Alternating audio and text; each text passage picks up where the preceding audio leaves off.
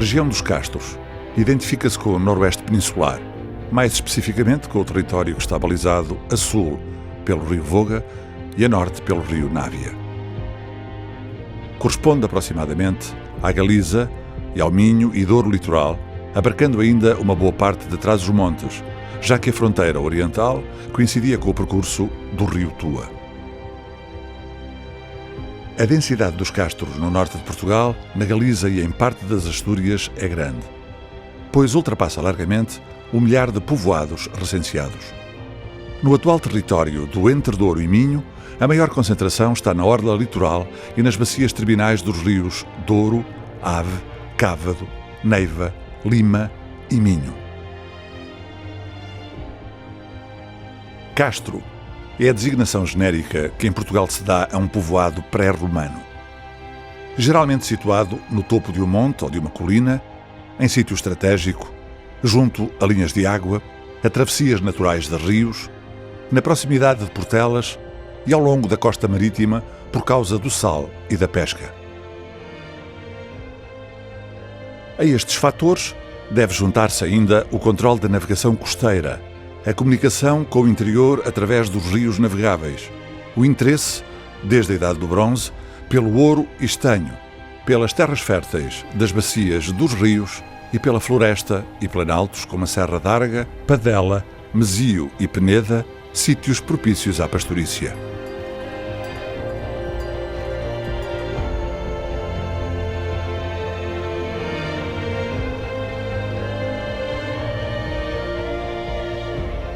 Foi neste espaço, no coração da velha Galécia meridional, que se fixaram e multiplicaram uma infinidade de castros, alguns emblemáticos e com ruínas ainda conservadas, como o Castelo do Neiva, Santa Luzia, Cividade de Âncora, Vilarelho, Citânia de Roques, Carmona, São Silvestre de Cardielos, Santo Estevão da Faixa, Sendufe, Cossorado, São Caetano e Cividade de Paderne.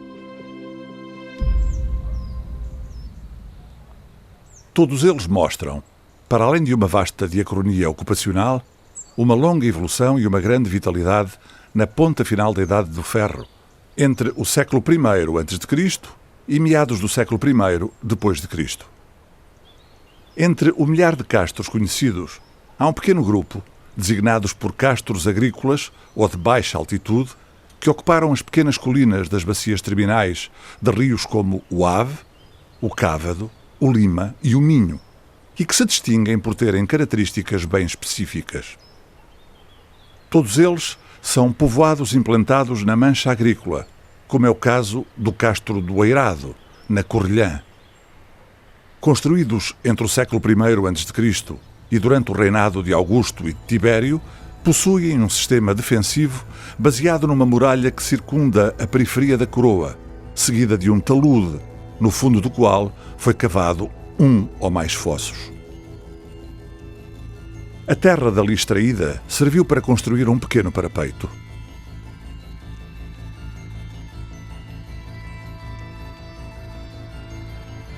Por razões defensivas, os povoados castrejos eram construídos em locais elevados e delimitados pelas características naturais do terreno. Mas quando estas não chegavam, era construído um complexo sistema de muralhas feito em pedra, reforçado, quando necessário, por fossos nas partes mais vulneráveis. Cada castro tinha um número específico de muralhas, mas a sua tipologia não é uniforme e evoluiu ao longo dos tempos. De uma estrutura rudimentar, formada com grandes blocos de granito amontoados e pedras alinhadas sem argamassa, a partir de meados do primeiro milénio a.C., as muralhas começaram a ser construídas com muros de faces mais ou menos verticais, por vezes argamassadas e com o recheio preenchido com pedra miúda e terra. No interior do sistema defensivo, as casas foram construídas de acordo com os condicionalismos topográficos de cada sítio e distribuíam-se, ao sabor do terreno disponível, por norma, quase encostadas umas às outras. Quando a coroa e as encostas eram demasiado inclinadas, os obreiros castrejos sorribaram o terreno, cortaram a penedia excedente e com ela construíram muros de suporte de terras. A Citária de Santa Luzia, ou mais especificamente a Cidade Velha de Santa Luzia, é um dos mais importantes e emblemáticos povoados da Idade do Ferro do Alto Minho. Situa-se sobre o Oceano Atlântico e tem uma ampla visibilidade, não só para o interior, mas também para a margem sul, onde se localizavam outros povoados, alguns deles de dimensão semelhante à de Santa Luzia. Estou-me a referir, no caso vertente, ao povoado de Roques, que também seria um local central. O que é esse local central? É um povoado onde vivia a chefia da região e que surgiram cronologicamente na parte final do século II a.C. para o I depois de Cristo. Estes povoados foram reorganizados, introduziu-se o chamado urbanismo ortogonal e o povoado foi reestruturado de maneira a que fosse mais funcional. Estes povoados centrais, onde viviam as chefias da região, um local central significa que há outros povoados menores em seu redor que estariam na dependência das chefias destes locais. Nós teremos outros locais semelhantes, como Carmona, talvez Cardielos, Vila Praia de Âncora, portanto a cidade de Âncora, São Caetano, entre outros daqueles que existem aqui no Alto Minho. Estes povoados caracterizam-se por terem alguns equipamentos sociais, podemos dizer, como locais de reunião, como balneários e estátuas de guerreiros. Os locais de reunião situavam-se no interior de cada povoado. Nos locais de reunião familiar, um por cada núcleo, encontramos casas com bancos corridos colocados em redor da parede interior.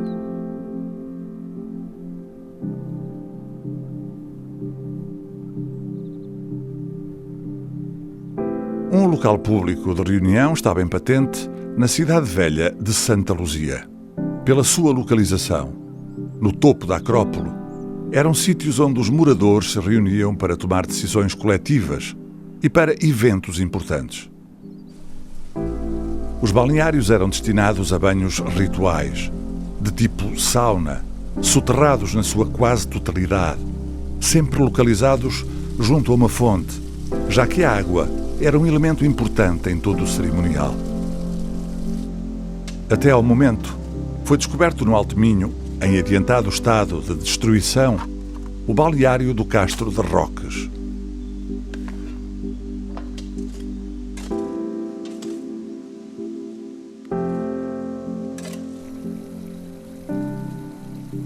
O banho ritual realizava-se em certos momentos iniciáticos da vida dos cidadãos, possivelmente por alturas da puberdade e quando os guerreiros se preparavam para a guerra. O balneário distribuía-se por diversos compartimentos que se articulam entre si, sempre em linha reta. O primeiro compartimento é o átrio, o único que não estava soterrado. Tinha o chão empedrado e do lado esquerdo de quem entra, 1 ou 2 tanques com água para ali canalizada, onde os que faziam sauna tomavam o banho de água fria no final. O segundo compartimento estava separado do átrio por uma parede com uma porta.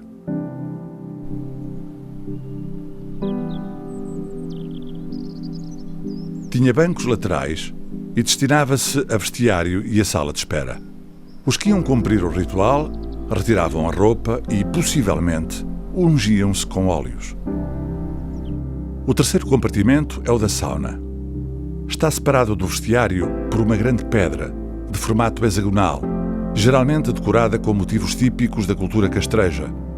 Daí a sua designação de Pedra Formosa.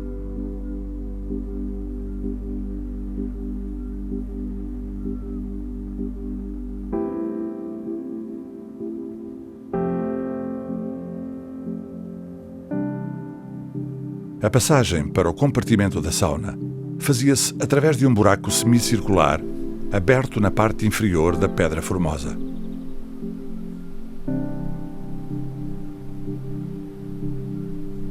Neste espaço, os corpos nus recebiam o vapor de água produzido quando lançavam pequenas quantidades de água nas pedras aquecidas. O quarto compartimento era o da fornalha, de formato quase prismático, em falsa cúpula, que abria para o espaço da sauna, para onde irradiava o calor.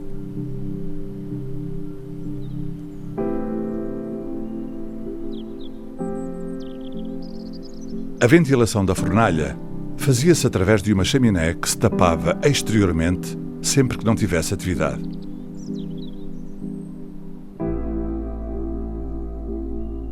Os guerreiros galaicos estavam postados sobre a porta principal do castro e são a representação simbólica do chefe guerreiro.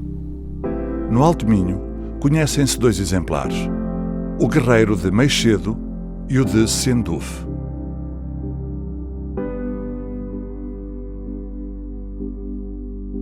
O guerreiro está equipado com cota de malha em linho, capacete, polainas, falcata, punhal e escudo redondo. Como símbolo de chefe, traz ao pescoço um torque em ouro ou prata e nos braços vírias. Em Castelo do Neiva, encontraram-se dois capacetes em bronze, tipologicamente análogos a alguns modelos italianos e que foram usados por guerreiros galaicos que devem ter participado nas guerras de Viriato e Sertório contra os romanos, no século I a.C. Na reorganização dos povoados, o que era antes um urbanismo, podemos dizer, funcional, mas anárquico, as estruturas passaram a ficar organizadas em função de certos espaços delimitados.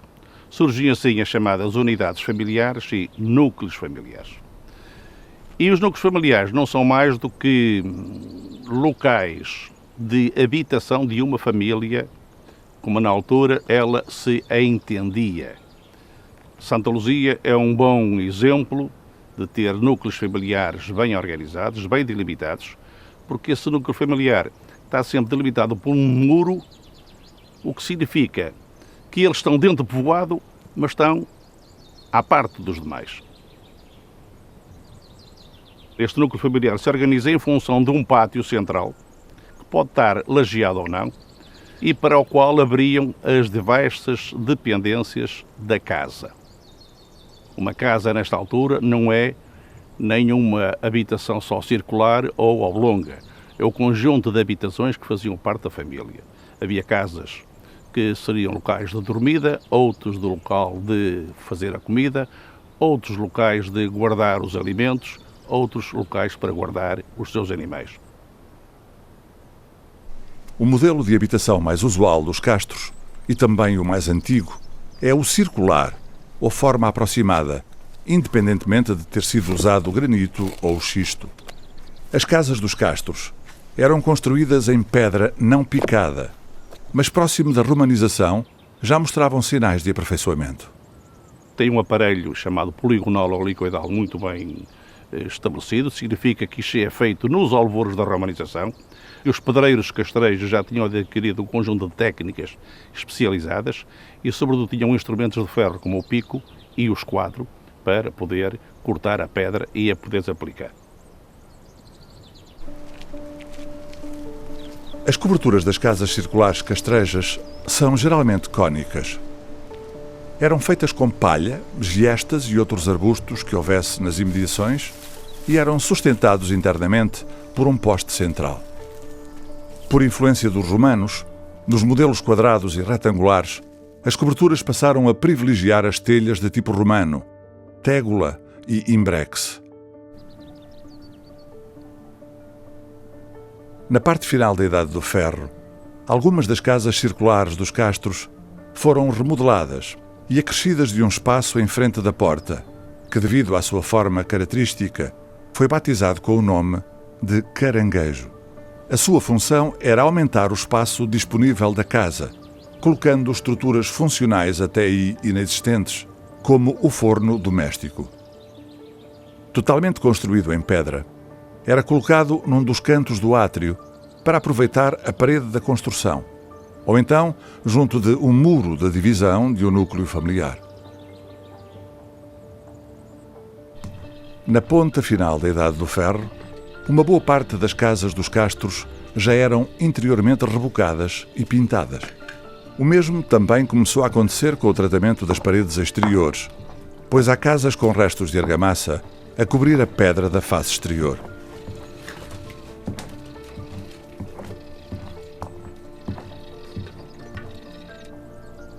Com a remodelação urbanística da mudança da era, outras formas apareceram, como as casas de tipo oblongo. Estas eram parte integrante de um núcleo familiar e tinham como função servir de celeiro, de local de arrumos e de apoio às mais diversas atividades familiares.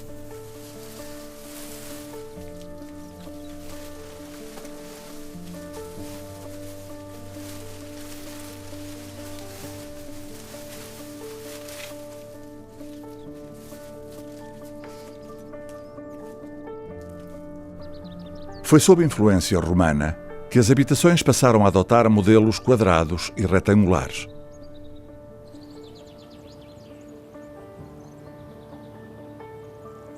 Todas as casas tinham uma única porta de acesso. Quando a casa foi dotada de um vestíbulo, a porta ficou perfeitamente alinhada com a entrada. A investigação mais recente tem vindo a demonstrar que havia casas com um postigo situado no polo oposto à porta. Aumentava a luminosidade no interior do espaço familiar, facilitava a circulação de ar e ajudava a expelir os fumos das lareiras que ardiam no seu interior. O pavimento das casas castrejas era feito à base de saibro, muito bem calcado e endurecido com calor. As dimensões e o aparato técnico das casas dependiam do gosto e da riqueza do proprietário.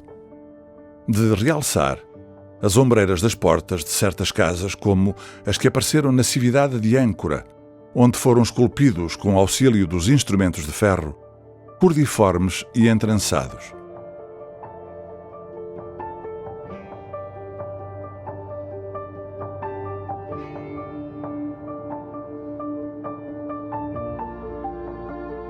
Nas paredes exteriores das casas cinzelavam simbologias astrais, como as suásticas ou as espirais.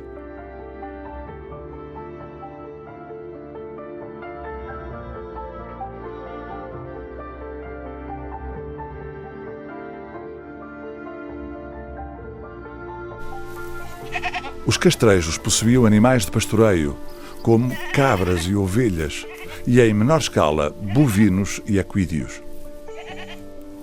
Para estes estavam reservados, em alguns castros, espaços próprios de recolha, mas, sendo em número diminuto, eram levados para o interior de cada núcleo familiar, onde têm sido encontradas algumas prisões de gado.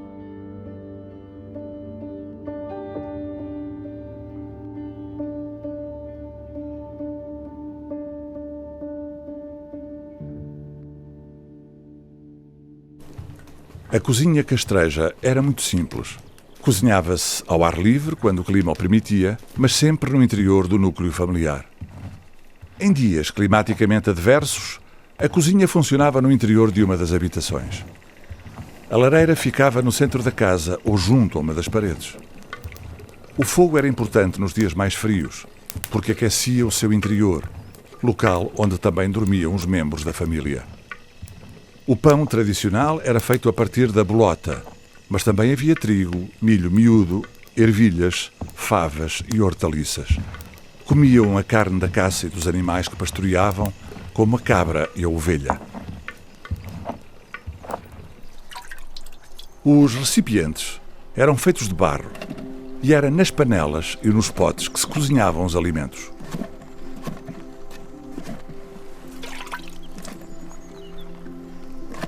Havia panelas com asas interiores e exteriores que eram suspensas sobre o fogo.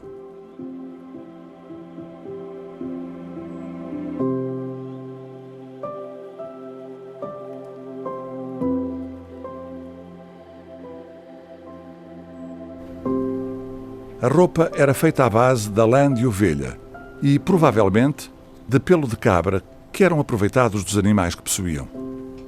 Era tecida pelas mulheres em tiares, geralmente verticais, cujos fios eram esticados através de pesos feitos de pedra e de barro.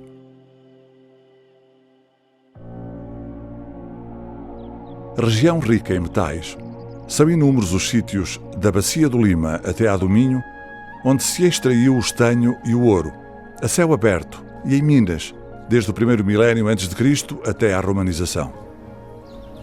Dessa atividade ficaram inúmeras crateras, hoje muito disfarçadas pelo assoreamento e atividade florestal, que ainda marcam o imaginário das populações de Vilamô, Lanheses, Meixedo e toda a faixa que margina o curso do rio Esturãos.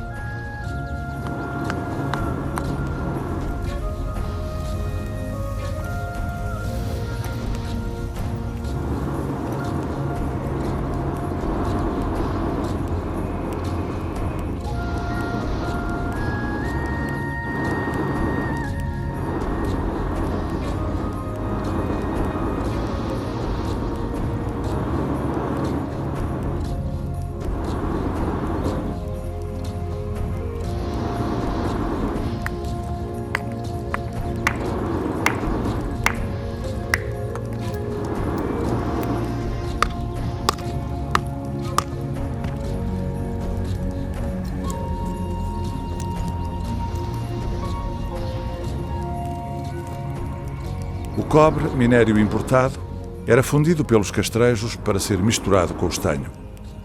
Obtinham assim o bronze com que fabricavam instrumentos e objetos de adorno. Do processo de fabrico chegaram até aos nossos dias fragmentos de moldes em pedra e em cerâmica, lingoteiras e cadinhos. Dos objetos fabricados, destacam-se vários tipos de fíbulas, com que prendiam as peças de vestuário, alfinetes de cabelo, asas e bordos para serem aplicados em recipientes.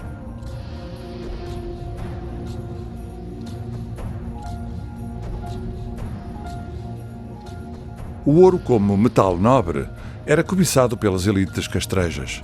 Encontramo-lo em joias como os torques, onde já utilizavam a técnica da filigrana.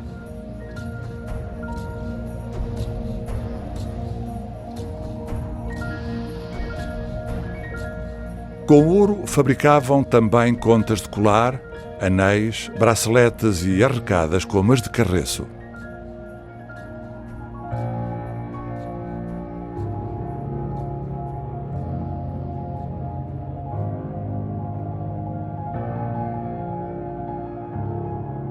A necessidade do fabrico de instrumentos mais resistentes levou à mineração do ferro.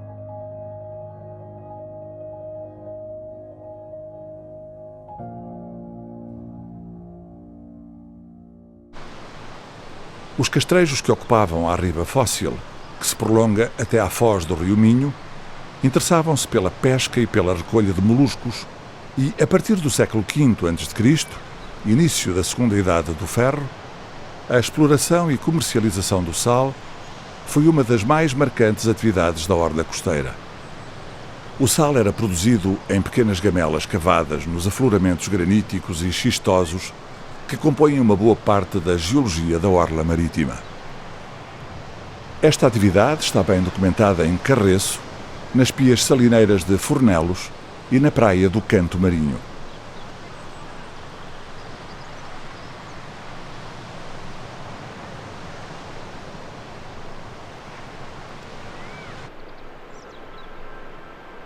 A comunicação e o transporte de bens e mercadorias faziam-se por sendas e caminhos naturais.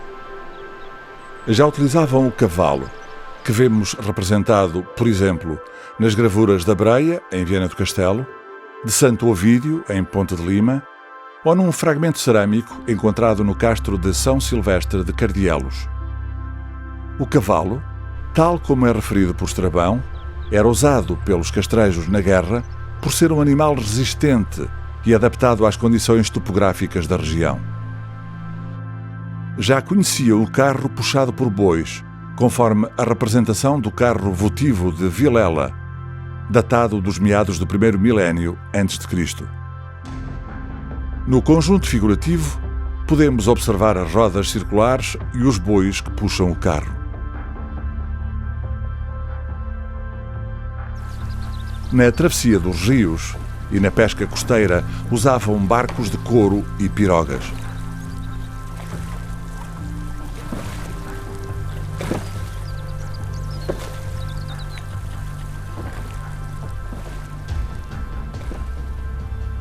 Em 2002 e 2003 foram descobertas e recuperadas no Rio Lima, nas proximidades do lugar da passagem, em Moreira de Gerás do Lima, 2 pirogas datadas dos séculos III e II a.C. Talhadas em troncos de carvalho alvarinho, apresentam o fundo chato e os flancos ligeiramente arredondados. A extremidade da proa de uma das pirogas destaca-se pela sua originalidade ao ser prolongada horizontalmente em forma de bico ou focinho, representação que é reforçada pela existência de um olhal circular que atravessa de lado a lado o respectivo maciço.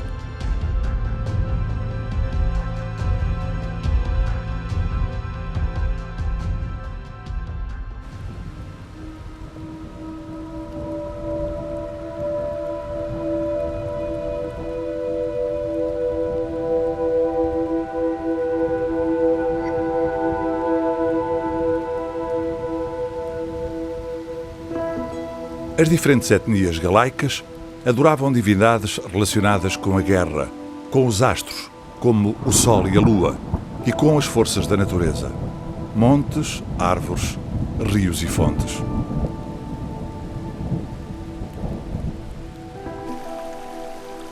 A deusa Nábia, ligada ao culto das águas e da guerra na mitologia céltica, divindade que conduzia a alma do guerreiro caído em combate para o mundo do além, foi adorada nesta região, do mesmo modo que montes como a Serra de Arga, através do deus Tiarão Ciaicos, a quem foi dedicada uma ara encontrada em Esturãos, Ponta de Lima.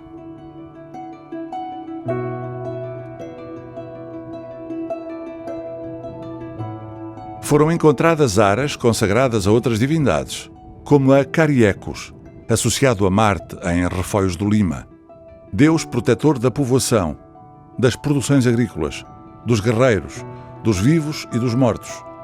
A Cosos Vestros, em Alvarães, Viana do Castelo, e uma inscrição dedicada a Dianigis, na Correlhã, em Ponte de Lima.